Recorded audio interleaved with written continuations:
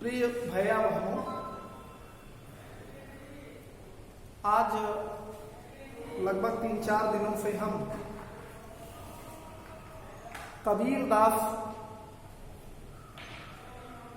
हिंदी काव्य के अंतर्गत पढ़ रहे हैं। शीर्षक साखी है, जिसका हमने अभी तक कुल 12 साखियां पढ़े हैं।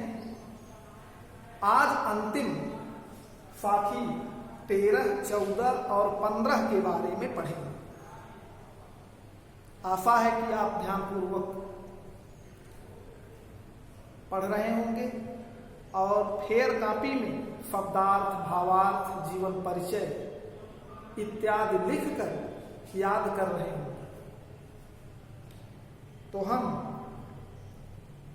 13वीं साखी देखें। लिखा है, इह अवसर चेत्या नहीं, पशुज्यों पाली देह, राम नाम जाना नहीं, अंत पड़ी मुख खेह। इह अवसर चेता नहीं, पशुज्यों पाली देह, राम नाम जाना नहीं, अंत पड़ी मुख खेह।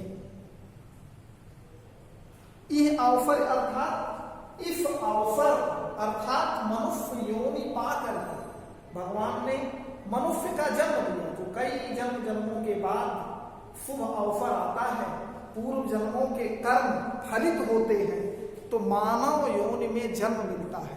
और यह अवसर अर्थात मनुष्य योनि पर जन्म पा करके चेता नहीं, ध्यान नहीं दिया, अवसर को गंवा दिया और क्या किया, पशुज्यों पाली दें, केवल अपना भरण पोषण करते रहे। जैसे पशु केवल अपने पेट के लिए जिंदा रहते हैं, वैसे ही पशुज्यों पाली देह, देह अर्थात शरीर राम नाम जाना नहीं, ईश्वर के बारे में नहीं जानता है। राम नाम माने ईश्वर, जाना माने जानना, नहीं मतलब नहीं।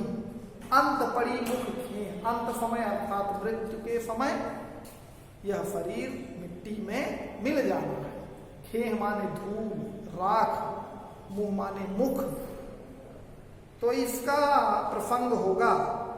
कबीरदास जी कहते हैं कि मनुष्य योनि पा करके भी यदि समय रहते अवसर का लाभ ना उठाया, हमने ईश्वर का स्मरण नहीं किया, तो हमारा जीवन व्यर्थ है।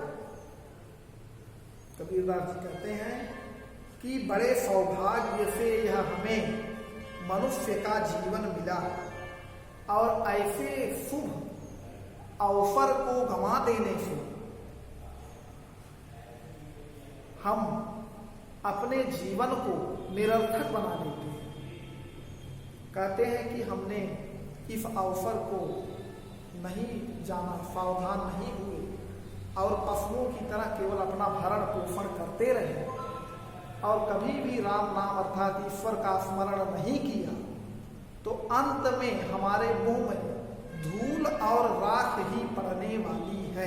अर्थात मृत्यु के समय लोग हम पर हंसेंगे, हमारा जीवन निरर्थक होगा, सार्थक नहीं होगा। इसलिए हमें ईश्वर का स्मरण करना चाहिए। अगला है, राम नाम में अनुप्रास अलंकार है, पशुज्यों पाली देह में उपमा अलंकार है। आगे है, यह तन कांचा कुंभ है, लिया फिरे था साथ, ढबका लागा फूट गया, कछु नहीं आया हाथ। तन माने शरीर, कांचा कुंभ कच्चा घड़ा,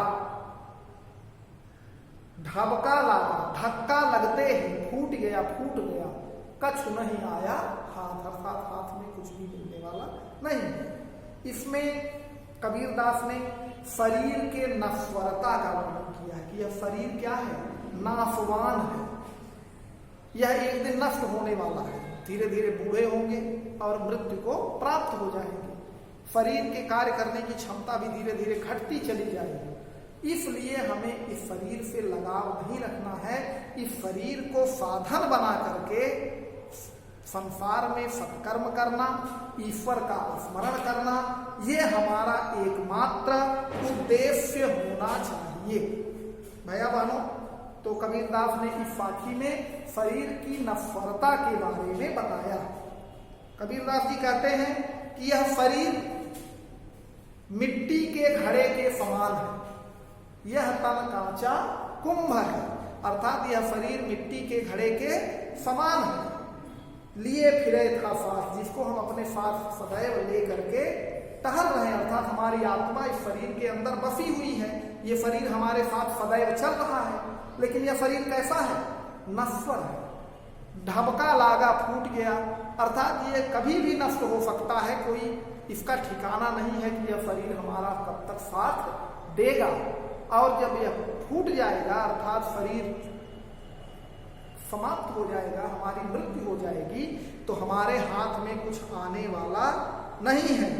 इसलिए हमें ईश्वर को नहीं भुलाना चाहिए और इस शरीर के रहते हम अपना उद्धार करने, राम नाम का स्मरण करें, भगवान का नाम जपें, जिससे हमारा जीवन सार्थक हो जाए। अगला है कबीरा कहा गर्भिय देख देही देख सुरंग, बीच लिया मिलव्यो नहीं, ज्यों कांचली भुजंग।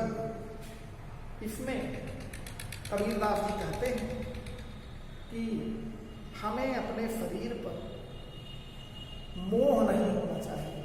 हमारा शरीर बड़ा सुंदर है या हमारा रंग बहुत सुंदर है, इन सब चीजों पर ध्यान नहीं देना चाहिए, क्योंकि यह शरीर एक दिन नष्ट हो जाना है, समाप्त हो जाना है। कबीरदास जी कहते हैं कि हे मनुष्य, हे जीवात्मा, अपने इस सौंदर्य पर, अपने इस सुंदर रंग पर कभी भी गर्वियों माने घमंड नहीं करना चाहिए, घमंड नहीं करना चाहिए, क्योंकि यह शरीर एक दिन नष्ट हो जाएगा। और उसी तरह से जैसे सांप अपने किचुली को छोड़ देता है और पुनः उसको धारण नहीं कर सकता, केचुल अर्थात जो सांप के ऊपर का एक चमड़ा है वह एक निश्चित समय के बाद छूट जाता है और सांप पुनः उसको अपने अंदर नहीं डाल सकता, नहीं समाहित कर सकता। ठीक वैसे ही यह हमारा शरीर है, जब यह हमारा शरीर हमारा साथ छोड़ देगा तो हम चाह करके भी इस सुंदर शरीर को धारण नहीं कर सकेंगे। इसलिए अपने शरीर पर, अपने देह पर कभी भी घमंड हमको नहीं करना चाहिए, क्योंकि यह नाशवान है, नश्वर है। यदि इस शरीर से काम करें तो दूसरों की सेवा करें, ईश्वर का स्मरण करें, उनके बारे में सबको बताएं, जागरूक करें, इससे ही सब कुछ ठीक होने वाला है। भैया बहनों, काव्यगत सौंदर्य अवश्य लिखें, भाषा सौंदर्य, रस शान, गुण प्रसाद, छंद दोहा, अलंकार उपमा रूपक अनुप्रास, शब्द शक्ति रक्षा और व्यंजना। इसमें रूपक अलंकार है और अनुप्रास अलंकार है, ज्यों काचली भुजंग में और कबीरा कहा में अनुप्रास अलंकार है। तो आज हिंदी पद्य खंड का प्रथम अध्याय कबीरदास समाप्त हो गया है। इन सारे दोहों को याद करें, भावार्थ समझें, जीवन परिचय याद करें और इस कोरोना जैसी महामारी में एक अवसर के रूप में लें। आपको समय पर्याप्त मिल रहा है, जबकि सब चीजें बंद हैं, कहीं आना नहीं है, जाना नहीं है, तो घर पर बैठ करके बहुत ही अच्छे ढंग से पढ़ें, जिससे आगे आप अपने जीवन में कुछ बेहतर कर पाएं। धन्यवाद।